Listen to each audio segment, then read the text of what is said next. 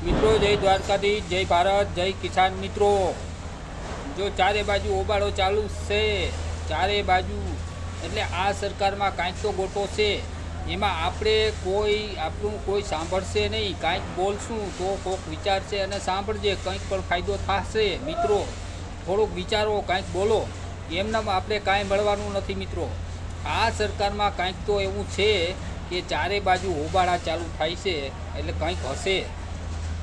એટલે મિત્રો થોડુંક બોલો અને જાગો। ગુજરાતના મિત્રો, ખેડૂત ભાઈઓ, થોડુંક બોલો। કાંઈ બોલ્યા વગર કાંઈ આપણે ફાયદો થવાનો નથી। મિત્રો આગળ વાત કરી, બોલે એના બોર વેચાય તો આપણો માલ વેચાય તો ભાવ આવતો નથી। એટલે મિત્રો થોડુંક ધ્યાન આપો। જે આગળ વાત કરી કે જે બટેકા છે ખેતરમાંથી 10 કિલો જાય અને 30 ગ્રામ વેફરના 10 રૂપિયા, એટલે આ બધું છે। હું મિત્રો થોડુંક વિચારો, કાંઈક બોલો। કાંઈ બોલ્યા વિના કાંઈ નહીં મળે મિત્રો, કાંઈક તો બોલવું જ જોહે। મિત્રો જાગો।